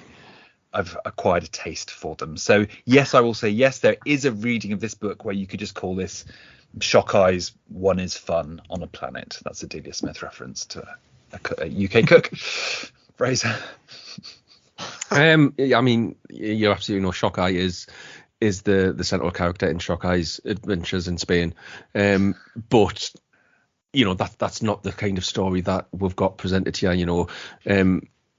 Shockeye is very much sort of like the Joker in The Dark Knight in this. He's that agent of chaos. He goes through the story like a knife, but he doesn't affect the plot in any way, shape or form. There's no action by Shockeye that leads it to go one way or the other. He's just there and reacting to the situation and doing what he wants to do, which is exactly what an androgam is. it's not made as clear in the televised version, but in the novelization, Holmes, makes it explicit. Androgram creed is, devotion to pleasure. So while Shasini's, hatching plans to conquer time travel and sell it to the Sontarans, but pull the rug out from underneath them and boil them in acid and all the rest of it, Shockeye is just there for the scran. Basically, he just wants to eat. So it's like Maxil, in Arc Infinity, you can imagine GNT taking Shockeye to one side and saying, "This isn't your story, Shockeye. It's not Shockeye's adventures in Spain. This is the Two Doctors." And Shockeye just being, "Nope, this is Shockeye's adventures in space." For his point of view, he is the central character, and everything else is just going on around him. But in terms of the story, he is just Agent of Chaos. And that's how a writer's doing their job, if every character is their own star, I mean, that's... Yeah. And with such strong POV switches in this book, so many perspective switches, it's really, you get a sense that Robert Holmes has given thought to everybody's psychology as he's gone along. Even the doctors. I mean, we have that moment where the doctor says he doesn't really recognize himself previously when he's looking at the recordings on the space station. He's like, I assume that's me, but too far ago, too long back, can't remember. Just neat little things like that all throughout the book, that aren't there. Conrad, best Robert Holmes line of dialogue in this story. I can't pick a single line there. Also, I've written down so many, I can't pick out a single one that's particularly good because they're all so good. But there was one particular bit, just to go back to what Jason was saying just there, about the POV, the deftness of Holmes's POV switching. There's a moment where it's quite a long passage. It's in chapter 6, if anyone's interested, where the Sixth Doctor is trying to work out what happened all those years ago on the space station. What happened to his previous self? What happened to Jamie? What happened to the crew here? And his deductions are very Sherlock-like, and he's starting to question his own thinking and his assumptions and whether he's jumped to the wrong conclusion. And then it switches very nicely into the Second Doctor, who is captured in the basement in Seville, trying to work out just from the smell where he is. And I just think that passage is exquisite. So between pages chapter 6 and 7, dig those out and find your own good quotes in there. But that's where the meat is for me. All these food references. This podcast is making me hungry. All right. Frazer, your best Robert Holmes line of dialogue from this story. I've already said it. It's the plainclothes line. You must be the plainclothes division. It just cracks us up every time. Jason. From the story itself, I love the phrase, the very epicenter of the engulfing chaos. But from the novelization specifically, I like, once he applied his mind to a problem, there was no longer a problem, which I think is a lovely summation of the Doctor. And for me, the best lines of dialogue are the ones that contain new or unusual vocabulary. Robert Holmes is the master of this. Robert Holmes specialized in insults, and there's no story with better insults than The Brain of Morbius, where you have a squalid brood of harpies and palsied harridans in the same story. You would kill to come up with either of those, and he does two within 5 minutes of each other. For this one, your Doctor is an antediluvian fogey. For me, that is the golden line of dialogue out of many golden lines of dialogue in the Two Doctors. You mentioned insults. I mean, he calls Stike a nurse. Long before Stephen Moffat did. Called another Sontaran a nurse, I should say. But I'd be surprised there wasn't a gem on every page. There's a good quote on every page. I'm just looking at just the description of the andrograms. He describes them as with their mastodon shoulders and rugose skin and wart excrescences. And that's like the first page or two. This is a feast. This really is. There's just open any page and you'll find a bloody gem on there. I don't think Conrad has gone 30 seconds in this recording without a food-related pun. I am starving. It's this podcast, I tell you. It's this. All right, let's milk the moment, and let's just cut the meat off the bone. Conrad, where else can we find you apart from tomorrow's Big Finish release? Yeah, you can find me. I've done a podcast recently. The most recent one I did was on Too Hot for TV, which I was talking about the 1977 Weetabix Doctor Who promotion. And so, yes, this is a 53-year-old man getting very excited and passionate about the inside of a cereal box. But these things truly, truly, I think, contain the most beautiful artwork ever in Doctor Who. And we also talk about the Pertwee audio, the Ghosts of N Space. And you can hear, I think, if by the time this podcast comes out, I think next weekend, the Trap One gang will be doing another one of their field reports from the Art of Doctor Who Museum in Weston-super-Mare, and a trip down Wookiee Hole Caves for a bit of Revenge of the Cybermen action. So grab your glitter guns for that one. And if you can make like Michael E. Bryant and see a ghost while you are wrapping up recording late at night. Given some of the hangovers that's going to be on the Sunday, there's going to be a few shady spectres down those caves, I can tell you. Frazer, where else can we find you? What else do you have you might wish to promote? Well, Conrad's put the idea in my head, so you'll probably find us at McDonald's or the local Spanish restaurant with the family paella. Other than that, in terms of out there in the World Wide Web, you can still find me mostly on Twitter. It's still Twitter. I will probably be there till it's dying days, which is probably not going to be long, thanks to Mr. Musk. But, we're holding on. So you can find me on Twitter at Felix Frazer, all one word, and Frazer spelt with a Z like Mr. Hines. Also, I am on Facebook, and I am on Blue Sky if you want to go and find me there. Podcast-wise, the usual suspects. You'll find me popping up on Trap One. You'll find me on Doctor Who Literature. You'll find me on Hamster with a blunt penknife. Come find me. And Jason, I'm sure you have many irons in the fire. Where else can we find you online or on the airwaves or in print? I'm still on the application formerly known as Twitter, at the Jason Davis, the definite article, you might say. You can also find me at humanityismybusiness.com, which is my hideously out-of-date website that I'm still working on, and there'll be stuff there eventually one day in the future. So that's for the future. And then for the past, since I'm only on this podcast every year, it seems, you can find me on probably the most offbeat episode of Radio Free Skaro from last September 2023, where they took a detour away from Doctor Who to discuss the Star Lost, created by my late friend Harlan Ellison.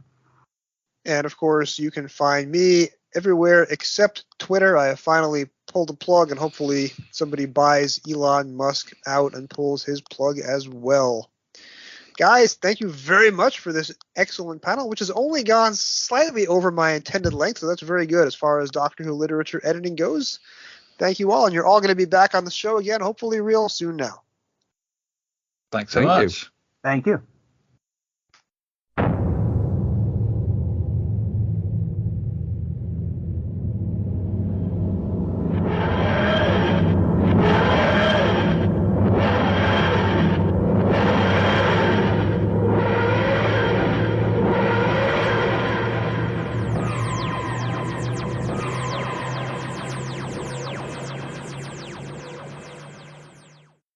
To celebrate the 10th anniversary of Doctor Who, BBC Television presented a special story called The Three Doctors, starring Messrs. Hartnell, Troughton and Pertwee. 10 years later saw the feature-length celebration The Five Doctors, featuring Peter Davison, Patrick Troughton, Richard Hurndall, John Pertwee, Tom Baker and William Hartnell. When I recently invited Patrick Troughton to join Colin Baker, the current incarnation of the travelling Time Lord, for a story entitled The Two Doctors, there was no special anniversary in mind. Therefore, what better than this story being chosen as the 100th Doctor Who novelization?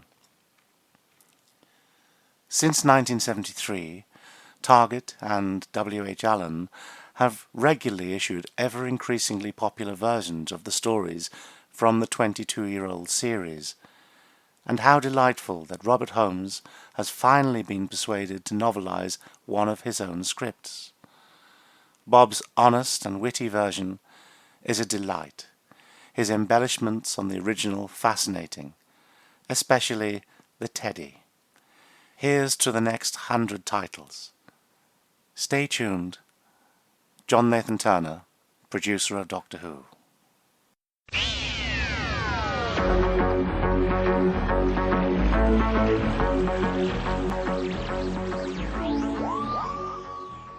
Doctor Who, The Two Doctors, by Robert Holmes.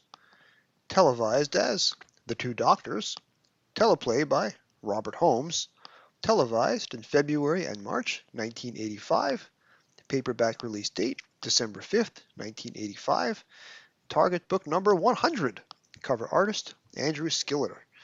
Disturbed by the time travel experiments of the evil Dastari and Cassini, the Time Lords send the second Doctor and Jamie to investigate. Arriving on a station in deep space, they are attacked by a shock force of Sontarans, and the Doctor is left for dead. Across the gulfs of time and space, the sixth Doctor discovers that his former incarnation is very much alive. Together with Perry and Jamie, he must rescue his other self before the plans of Dastari and Cassini reach their deadly and shocking conclusion. James Courray Smith, on his Substack last week, released an essay about Doctor Who's 1985 cancellation crisis, a condensed version of his Black Archives book on the trial of a Time Lord. Also, Jim's newsletter is no longer on Substack, but on Button Down instead, and his reasons for leaving Substack are just about identical to my reasons for leaving Twitter. Looking forward to having Jim on this show again soon.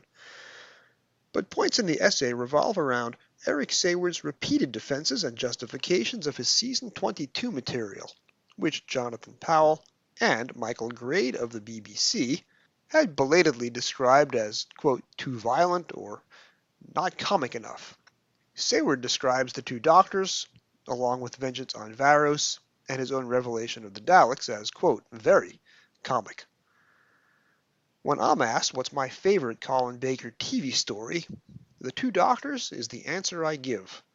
We're at a difficult point in the podcast now, where much of the next few months are given over to Colin Baker novelizations. There are 10 of them coming, and I really don't like most of them. Only one of them is by Terence, for example.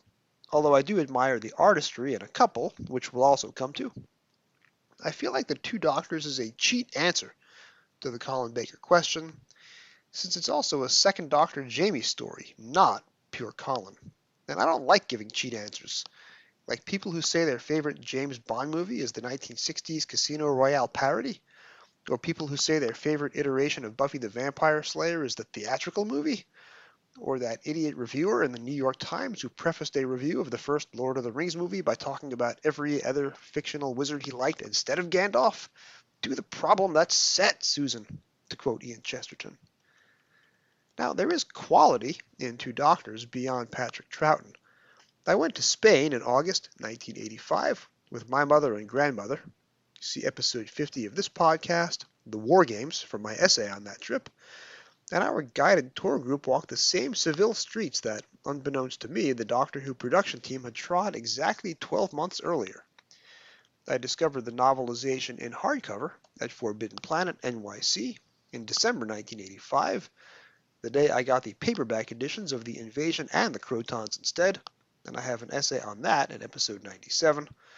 I got the paperback of Two Doctors a few weeks later, and then saw the TV when it aired on New Jersey Network, PBS, in early '86. I excitedly pointed out to my mother that, hey, we'd been in those same alleys. That was neat.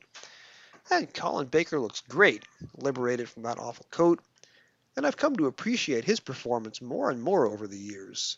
He's an oasis of calm at a moment of chaos for the show, an island of blue in a turbulent sea of green. But I don't love The Two Doctors, even if I dislike it less than the rest of Season 22. The violence is too violent, the humor not always Holmes' best. The best parts are the static bits, with two characters standing still and talking to each other.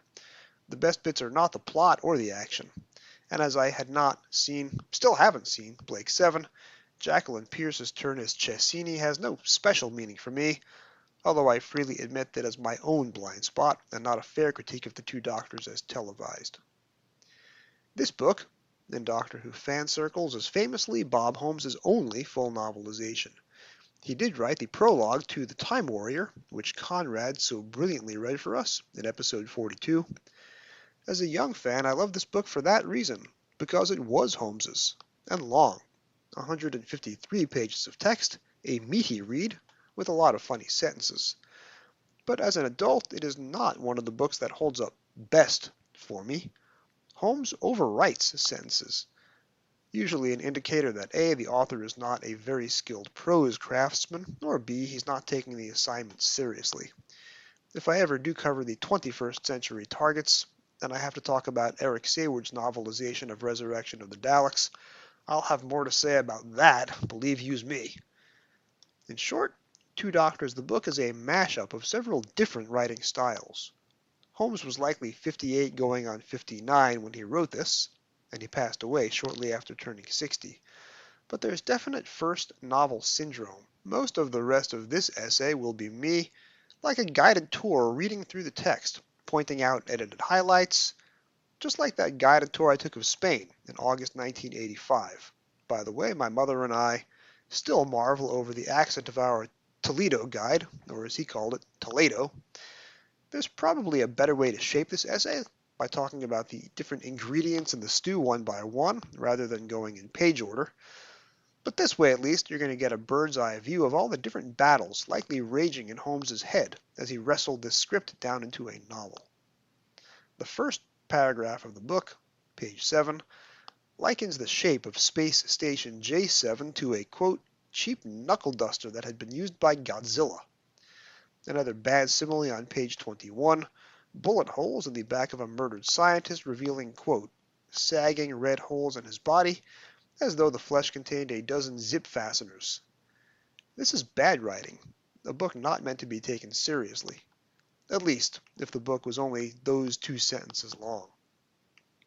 The book also shows, in relief, what value Patrick Troughton and Frazer Hines as a unified team brings to the script, by showing us which most memorable parts of the TV did not come from Holmes's scripts sent to the table read. Nobody says, yes, it is a big one, to the prompt, look at the size of that thing. The phrase, admire my diplomatic skills, is not spoken in tandem, and the Doctor does not reach for a knife to defend himself against Shockeye and pull out a cucumber. Jamie's stomach, quote, twitches with nausea at the thought of Shockeye wanting to eat him, which removes the satirical humor from the televised exchange. There is no subtlety to Chessini's first appearance on page 13, her villainy not hidden or disguised or layered. Quote, it was a smile from which smoke might have issued, a smile from the mouth of hell. And the name Sontarans is dropped right there at the end of chapter 1, as well as on the back cover blurb, long before they appear on screen. Even less climactic or shocking than their TV reveal, as directed in extreme long shot by Peter Moffat, evidently standing on the bridge of the Hubble telescope. Don't get me wrong, nitpicking can be fun, and most podcasts, if they do go on long enough, can evolve into hate watches. Snark is the fan's ultimate defense against material that he, or she, or me, has perhaps seen 1 time or 7 times too many. I do not plan on doing a hate read of the novelizations. I'm just pointing out here that Holmes's authorial tone is a bit atonal next to his target stablemates. Maybe that's why I respect the Two Doctors but don't love it. Maybe that's why it's the only Collins story in my top 60 episode list, but even then, just weighing in at episode 54. There are turns of phrase I like. Page 14, despite the smile, Jamie McCrimmon, standing mutely in the background as instructed, sensed that the old professor, Dastari, was now boiling with anger. He had seen men smile in just that way as their hands went to their swords. Page 16, the Doctor sighed. Scientists, no matter how brilliant in their field, so often suffered from a kind of tunnel vision that stopped them seeing into the next field. Obsessed with short-term objectives, they developed a mental astigmatism towards the possible far-reaching consequences of their work. This is great. Authorial observations that highlight the focus of a scene or the themes of a script. Real-time DVD commentary. With writing like that, you can forgive the ferocity of Holmes's violence, as he concludes Chapter 1, page 18. Behind her, Cecchini, the body of the duty watcher, twitched grotesquely and then slumped to the floor as the Krylon gas contracted its tissues and dissolved the bones. Chemically filleted, curled into a question mark, the remains of the watcher looked very small, like those of a long dead child. In Chapter 2, both doctors appear. Holmes drops a lot of Scottish terminology with regard to Jamie, as well as detailing his survival skills. Narrates us through Cecchini's thoughts about gleefully double-crossing the Sontarans. Admits out loud that the doctor invented the Gumblejack, and even, kinda sorta, quotes from Terence Dix via the Five Doctors, page 28. Quote, just recently he had been experiencing a strange sense of unease. He was troubled by shadowy, half-formed fears and an inexplicable foreboding. Holmes, who always recycled from his prior scripts but rarely referred to them by name, has Perry recall the Doctor's regeneration on Androzani Minor on page 29. The second Doctor adds a non-televised quote, which he sources to the Book of Job, and uses even more polysyllabic insults than on TV. Jamie goes from hairy-legged Highlander to, page 20, a Hyperborean ninny. Ew. There's a lot going on in Holmes's head, and he's not exactly corralling his thoughts. The scene order is very different in the book. Chapters containing long scenes limited to particular sets of characters, where on TV, all the material from several chapters is intercut together. The Doctor in the book waxes rhapsodic about Archimedes, who on TV was merely described as, quote, fascinating chap, bit wet. But here, Holmes goes off on one of the tangents so beloved by JNT, as Jim Sangster read earlier, and even winds up borrowing one of his own most famous quotes from the Ark in Space. After the Doctor thinks about a previous untelevised adventure where he gives Archimedes a leg up mathematically, quote, the Doctor had never been a great respecter of rules, and he could see nothing wrong in giving Homo sapiens the occasional leg up. Humans were, after all, quite his most favorite species. The writing can also work in strong insights, like when Perry is able to hear the silence of space on page 36 in the now deserted space station. On the next page, Perry nearly suffocates, which I only just realized at today years old is another lift from the Ark in Space via Sarah Jane Smith in Part 1. Ark, by the way, is much higher in my top 60. But then on page 39, Perry's laugh is likened to, quote, the mating cry of a screech owl. Ugh. 5 will get you 10, Holmes would never have said that about Sarah Jane. Meanwhile, the Doctor's line, both TV and book, about the use of force being alien to Time Lord nature is an idea Holmes is going to revisit in his 4.5 surviving scripts for the following season, Trial of a Time Lord, episodes 1 through 4, and the half of episode 13 that Eric Sayward didn't discard and rewrite. Part of the book's atonality is the opening paragraph of Chapter 4, which, written in the frenzied final years of the Cold War, cheerfully counts down the apocalypse clock. For 9 minutes that morning in May, the radar systems of 7 countries in Western Europe were completely dead. A Pan Am DC-8 and a BA Trident stacked over Rome Airport narrowly avoided a mid-air collision that would have cost several hundred lives. The failure, unprecedented and inexplicable, caused consternation at NATO headquarters. The Pentagon, fearing that the Soviets had developed a new jamming device operated from space, lobbied Congress for a massive increase in the defense budget. The Kremlin took sour note and increased its own arms expenditure. World War III came a small step nearer. Page 44, a couple of pages later, gives Doña Arana a very sad and lonely life story, in what I suspect is a mocking way. Of her religious devotion, mistaking a piece of wild bramble for a rose, Holmes writes, this was doubtless of little concern to her deity. It is the thought that counts. Unrelated to the storyline, but not on TV, just Holmes being Holmes, He's going to finish this novel and put in whatever he wants. Individually, the satire, or the horror, or the heartfelt moments, or the black comedy work. But all in the same chapter. On page 50, Holmes has Oscar Botcherby quote from Shakespeare's Sonnet 64, though, in true Oscar style, he doesn't know the quote's provenance. Any line of dialogue that appears on TV but isn't in the book is likely the actor's own ad-libs and not Holmes.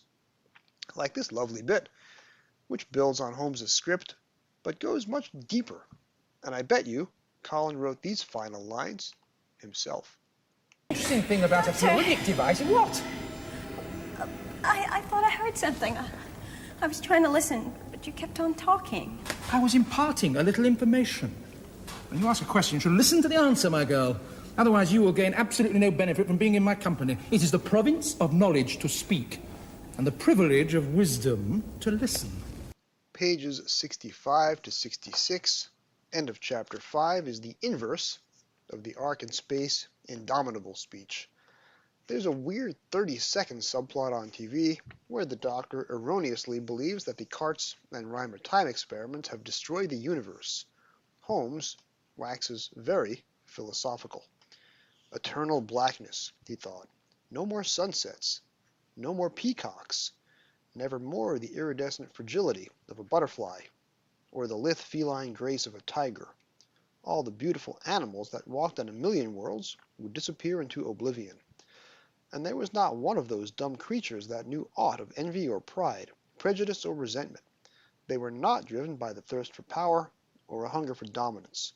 All they ever sought was the contentment of a full belly and the warmth of the sun to lie in. Left only to animals, he thought, the universe would have survived for eternity. No, it was the intelligent species who, by observation and deduction, pieced together the cosmic jigsaw, who saw the connection between a clod of mud and a moonbeam, and could descry orderly patterns in the swirling sands of life. It was the intelligent species, driven by the unquenchable fires of ambition, who made the bad mistakes. Was intelligence, therefore, to prove the ultimate folly? Somehow the Doctor could not accept that. Without intelligence, no chasms would have been bridged. There would have been no cathedrals, no symphonies, no sonnets, no equations. And the pathways to the stars would never have been traversed. The word descry, by the way, also appears in Talons of Wang Chiang. Speaking of which, Holmes kinda sorta quotes from Talons again at the end of chapter 5. It was all Lombard Street to a China orange in the book. In Talons, Jago had said to Casey, Lombard Street to ninepence. Oh, and Bob, stop talking about China. Okay, thanks. Bye. Chapter 6 has this big dramatic moment where the Doctor's unconscious form, as he slips into the astral plane to try and get a temporal fix on his other self, is threatened by fire on the space station. That's not on TV.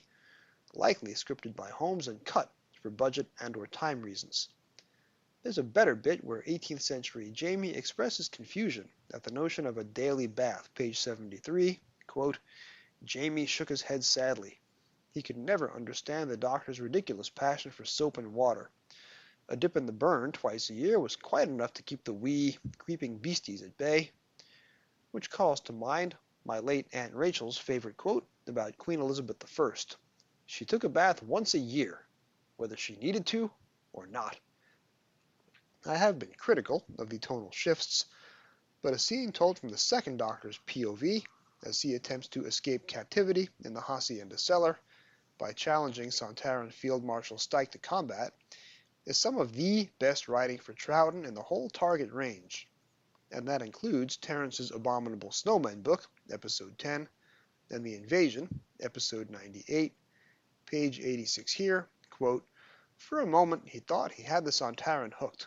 Stike came to a halt, and his heavy frame quivered with anger. The Doctor waited for him to turn, rehearsing the expression of contempt that he intended would snap the last of Stike's self-restraint. He would look at him as though he was something soft and wet that had crawled out from under a garden shed. But Stike did not turn around. Chapter 8 opens with very poetic and evocative writing, page 88, Shadows thickened in the decaying loggia at the back of the house. The oppressive heat of the day had faded to a pleasant, languorous warmth. Bees, working the last hour of the day shift, hummed drowsily in the flowers of the hibiscus tree, under which Oscar Botcherby crouched. It was an entrancing evening. Even the sun, still hanging low on the horizon, seemed reluctant to make its final bow. Oscar knew the feeling. There was always a sadness, an emptiness, as the curtain fell for the last time and the applause faded. Time then to remove the cozy and the makeup, and become an ordinary, boring person again, in an ordinary, boring world. This is also where, as I said earlier, Holmes decides, somewhat belatedly, well past the halfway point, that Shockeye is really the main character. The Andro Gum bedtime lullaby is suitably grotesque, and even Shockeye admits that his mother, quote, had been a wizard with the skillet, but lacked taste as a versifier. Based on J&T's introduction, I always thought, quote, the Teddy would be a larger part of the book, but it's only a fleeting thought of Oscar's on page 94, and then once more in Oscar's final scene. Holmes's description of Perry's physique through Shockeye's POV on page 96 has not aged well, so let's not read that bit aloud, shall we? And I lied earlier when I said my favorite Holmes's line was antediluvian fogey. It's not. It's page 97, as the doctor is losing motor control to Dastari's anesthetic while trying to tell the mad scientist off. Holmes has the doctor say, "I'm Dange, I like Parl," and has the doctor think, that was certainly telling him. You can be sure that whenever Callie wakes me up too early on a weekend morning, I'll mutter, "I'm Dange, I like Parl," at her, to express my half-asleep irritation. Of course, then this beauty and this comedy is offset by awful lines like, page 98, the sound of an effeminate air raid siren. Is that what your scene is offered you? The knowledge of unlimited time travel? In that case, you should watch your back, Stike. What? She's an androgum, a race to whom treachery is as natural as breathing. They're a bit like you sultanas in that respect. That is for the slur on my people. And for that, I demand satisfaction. You know that is impossible. I am challenging you to a duel, Stike. That is traditional among sultanas, is it not? Oh, I would dearly love to kill you. But unfortunately, you are needed alive. Release me, Stike. You are not only without honor, you're a coward as well. As you are not a Sontaran, Doctor, you cannot impugn my honor.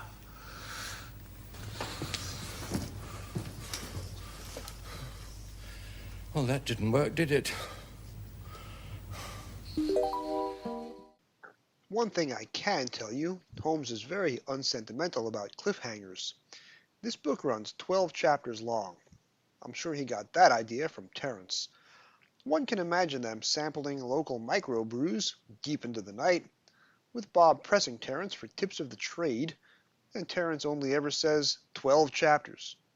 Holmes sticks to this very faithfully, which means chapter 12 is twice the length of any of the others, seemingly just so Holmes can reach that magic number. But the Part 1 cliffhanger is buried in mid-chapter 5, and the Part 2 cliffhanger, Shockeye vs. Perry, buried mid-chapter 9.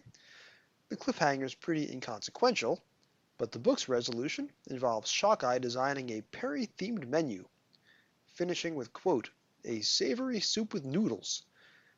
Maybe that's a second idea that Bob got from Terence. Always put a recipe in your book. And ends with a song of Shockeye's own composition about how delicious humans are to eat. Chapter 10.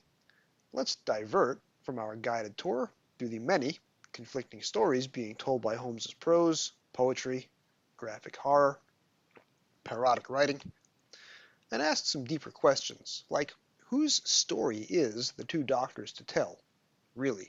Holmes? Or a Sayward story outsourced to Holmes? The dialogue has some characteristic Holmes touches, fleeting continuity references to untelevised stories, to make us feel like part of a larger world. Page 122. Coronic acid kills them, Cassini said. The Routons decimated them at Valotha with coronic acid shells. That's vintage Holmes. But the line isn't on TV. Where Cassini stops at, coronic acid kills them. Sayward may have deleted Valotha, the reference from the original script, which, as you'll recall, doesn't feature any business design in rehearsal, like the two doctors saying snap when they finally come face to face early in part 3. But all the material about genetic augmentation, Dastari augmenting Cassini, and then Dastari devolving the doctor into Androgum, and all the bits about Shockeye lusting for Perry, well, lusting after Perry ribeye steaks, if not Perry's womanhood, like every other Sayward-era villain from Caves of Androzani through Time Lash inclusive. That sounds more like Sayward telling Holmes what to do. But Cassini herself is too clever a villain for Sayward to have devised, and the Doctor giddily narrating Cassini and the Sontarans double-crossing each other in Chapter 11 seems like it comes direct from Holmes's brain. And if you like a final episode where everyone dies, Holmes used this to great effect in Rebus Operation and in Caves, well, buckle up, here it comes again.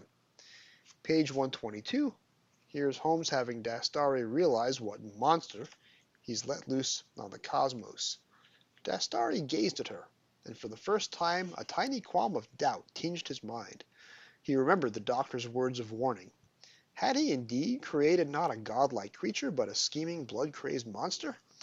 To have obtained coronic acid, she must have entered into some secret deal with the Routons, and to have planned it all for so long and so far ahead indicated a nefarious and Machiavellian cunning that he had not anticipated. It came from no genetic source that he had implanted, and neither was it part of the Androgum nature. Despite their excessive carnality, or perhaps because of it, they were a simple, uncomplicated species. Cassini's deviousness, he thought, must have grown within her of its own accord, like a serpent from an egg. That is pure Robert Holmes, even if the rest of the serial might not be. In an ideal world, Chapter 11 is where the story ends. But remember, Holmes seems to have settled on Shockeye as the book's central figure, so the Sontarans are wiped out first, and Shockeye becomes the big bad. Instead of the battle in the cellar being the climax, it's over early, and the interminable restaurant sequence, and the Doctor's brutal, charmless, 1980s American low-budget quipping action hero murder of Shockeye with the cyanide, that's the true conclusion of the story. Holmes has other ideas too. Dastari, in the book, needing the concept of a restaurant explained to him, that's Holmes talking. But that dialogue didn't survive to the TV broadcast. Chapter 12 is an anticlimax. It's okay to watch on TV minute by minute. Fun if you can stomach the sadistic death of Oscar, or Cassini licking up blood off the pavement. But a few pages from the end and we're still adrift in Shockeye's diversion of trying to cook a human. The two final deaths are recycled from Holmes's superior earlier work, Cassini's death in a malfunctioning time cabinet, a lift from Talons, Shockeye's death in a wreath of cyanide smoke, already seen in Brain of Morbius.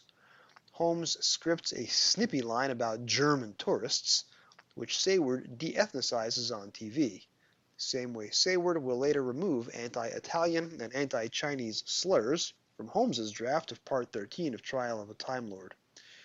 We can see that Sayward also fixes Shockeye's tab at Las Cadenas. On TV, it's 81,600 pesetas. In the book, via Holmes's original draft, it was 4,000 pesetas. Remember, I was in Spain in the summer of '85. At that time, the exchange rate was 360 pesetas to the American dollar. 4,000 pesetas, at least in the summer after the summer this was shot, was about $12. The TV figure is more accurate. The last line of the TV I don't like. While there are merits to the vegetarian lifestyle, I am not a subscriber, having been scared off by my mother's very militant pescatarian younger sister in the 70s and 80s, and the Doctor's declaration that he's forcing Perry to become a vegetarian is too humorless and sanctimonious, at least for me. But that line is not in the book. The book ends on ellipses. Quote, meanwhile, The Doctor and Perry, ... Holmes couldn't think of a perfect last sentence, and then realizes it's better just to not have one.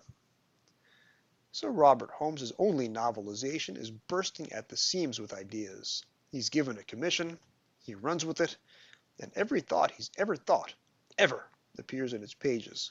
Quotes, allusions to just about every previous Who script of his, except perhaps for the Space Pirates.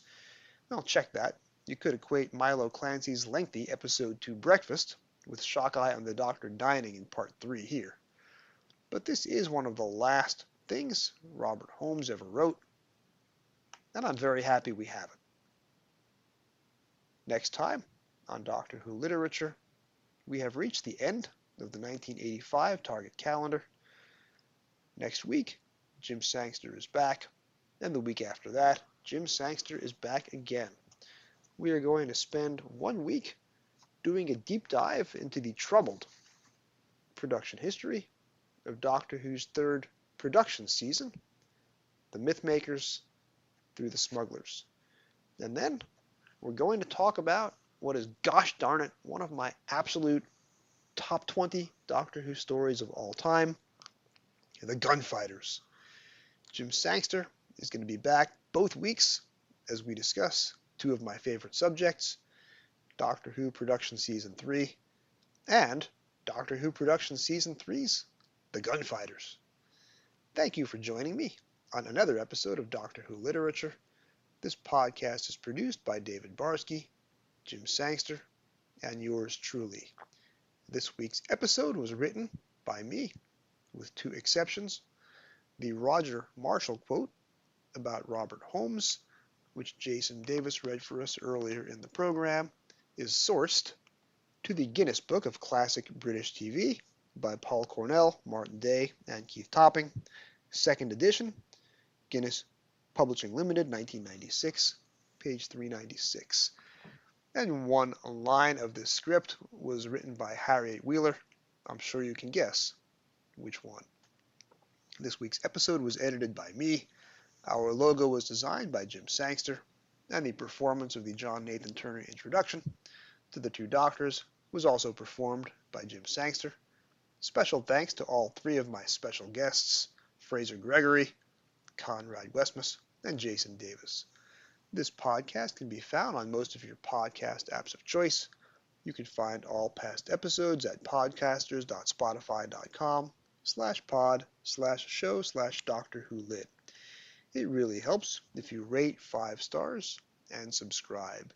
You can find me on Blue Sky and YouTube at Doctor Who Novels, that's Dr. Who Novels, and on email at Doctor Who Literature, that's drwholiterature@gmail.com. Please drop me a line with your comments, questions, and suggestions.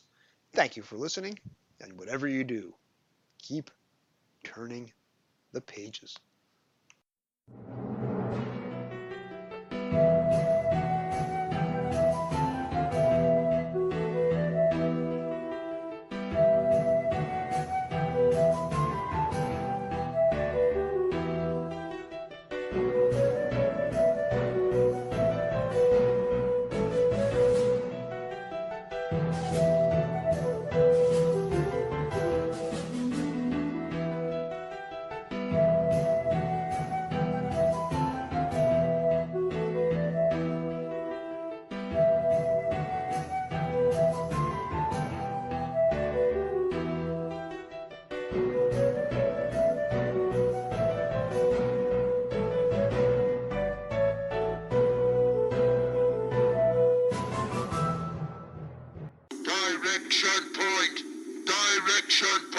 A Doctor Who Podcast Network.